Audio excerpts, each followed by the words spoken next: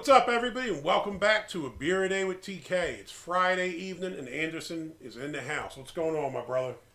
Well, as always, it's good to be back here. Looking forward to drinking some beers with you this evening. Yeah, time to get it in, dude. Time to get it in. Yeah.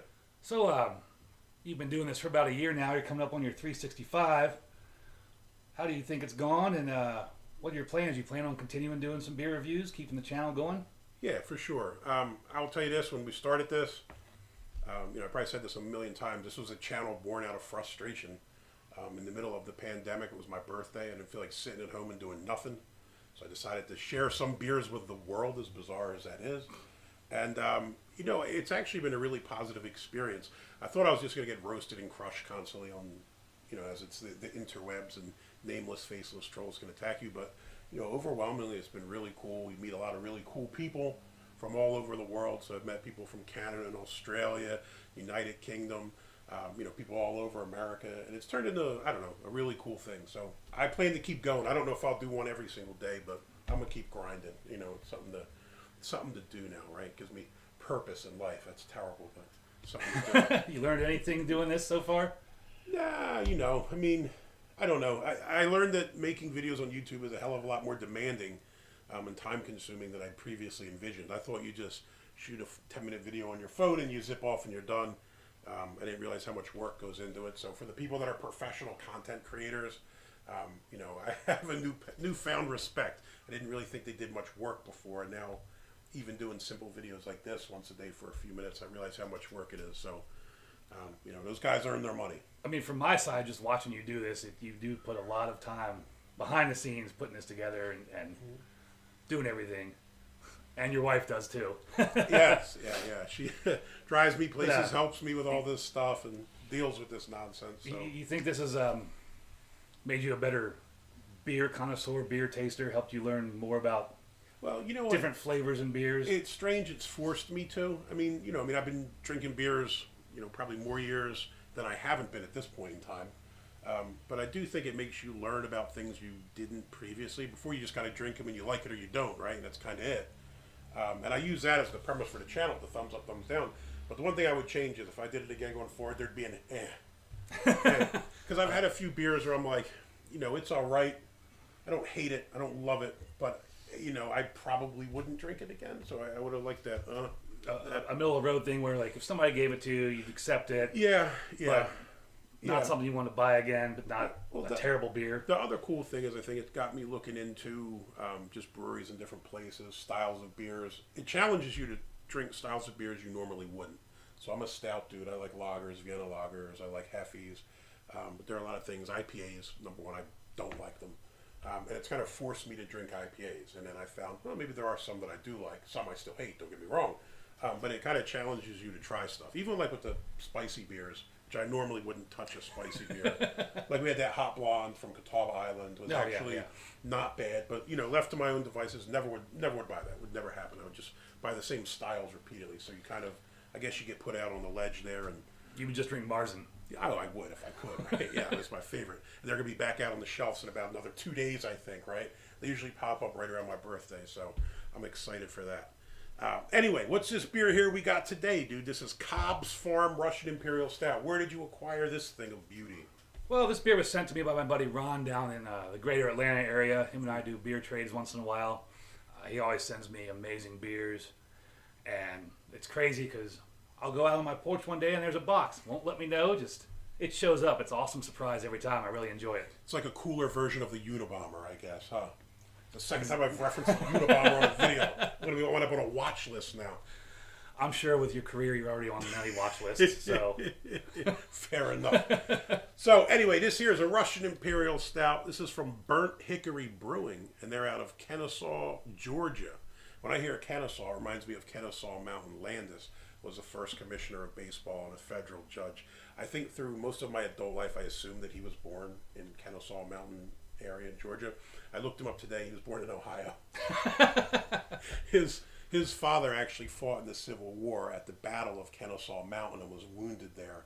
So I guess named his son after the Battle of Kennesaw Mountain. But I think for most of my life, I had assumed he was from there because I can't fathom why you would name your child after somewhere in a state you don't live, but I guess it is. So. But now you know. Yeah, exactly. I went and checked out this brewery. It looks pretty cool.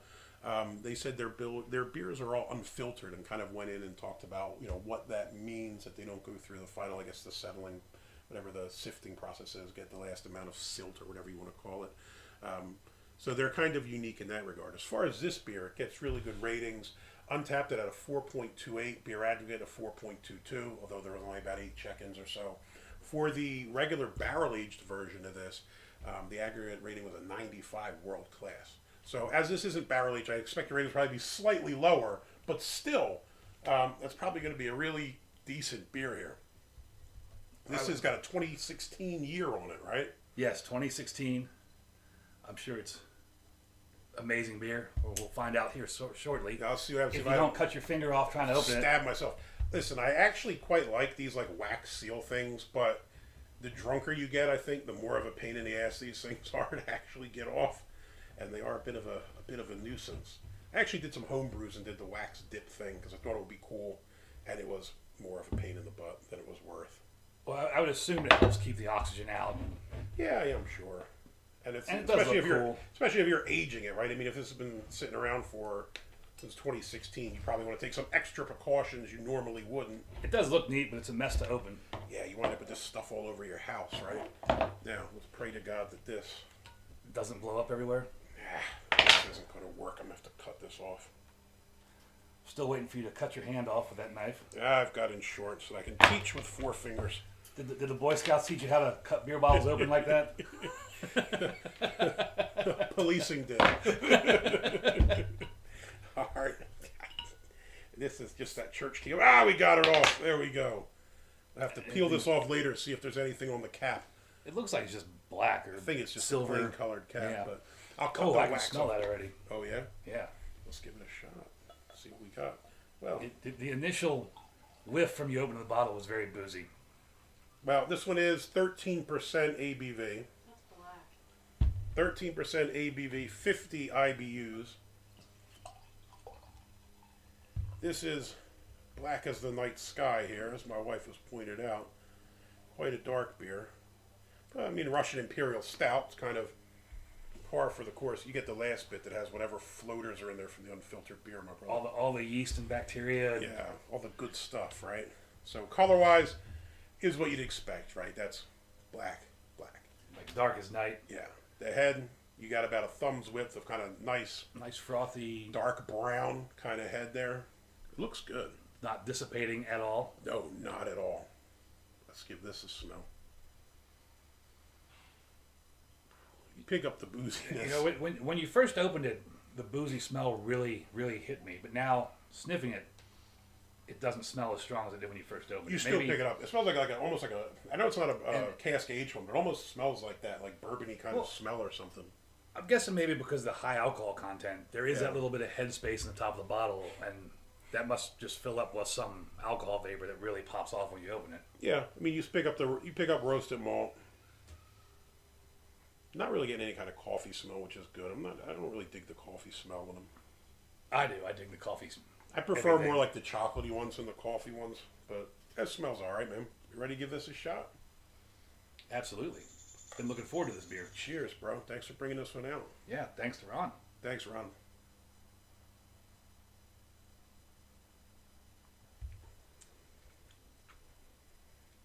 That's a winner, my friend. That's a winner. I'm very impressed that I don't taste the alcohol. Yeah.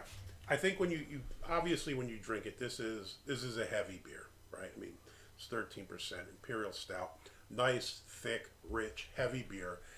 That being said, it's nice and smooth, has a nice texture, nice body to it. I think you hit the nail on the head. You do get the booziness, like a little bit, but it's not. When you hear 13%, I think when you smell it, you kind of think like, all right, I'm gonna get you're gonna get that punch in the mouth. When you drink it, you get a little bit in the back of the throat, but it's nothing crazy. I mean, it's nothing crazy with the alcohol. You could drink this easily and get yourself in trouble. Oh, yeah. You would not have a clue if somebody handed this to you that it's 13% alcohol. If you told me this was 6 or something, I would think so. Has a nice kind of like dark chocolate taste to it. You get the nice roasted malt. I really don't think it has much of a coffee taste to it either. I mean, you No, not at all. you always get a tiny bit of coffee, I think, with any kind of stout. But this, in my opinion, is more of the chocolatey variety than the coffee variety, which is right up my alley and perfect for me. I'm not a coffee drinker. I don't dig them. I watch a lot of coffee review videos. If you watch Hillbilly Select, there's a lot of really cool coffee videos. I watch them just to learn about it sometimes, as weird as that is. But I don't actually drink them. I'm a tea drinker. There is a little bit of raisin in the nose just now. Yeah. Now that you get my big nose in there to sniff it. You have an unfair advantage here. This is. I do. But this is a very, very good example of just a good stout. Just a stout. Nothing special added to it. Nothing too weird. You no don't get flavors. that lactose like a milk stout, which I do love milk stouts, but you don't pick that up. I think even like when I was looking at some of the ratings on Beer Advocate, whatever, people are saying just straightforward stout, and I would agree that's kind of what it is. Russian Imperial Stout done really well. Absolutely. So Cobb's Farm from Burnt Hickory Brewing in Kennesaw, Georgia, you would get a thumbs up from me. Big thumbs up for me. Yeah. So this is a good beer. Hey, if you like the video, please give us a thumbs up. Hit that like button. If you want to see more videos like this, please hit subscribe. And as always, if you got any comments or questions, jump in down below. If you've had anything from these guys, let me know what you think about it. This is a brewery from Georgia. We're up in Ohio, so I don't really see a whole lot of Georgia breweries on the shelf. So we're very, fortunate somebody sent this up to us. But if you're in the South and you've had anything else from these guys, let us know what you think about it. Hey, till next time. Cheers.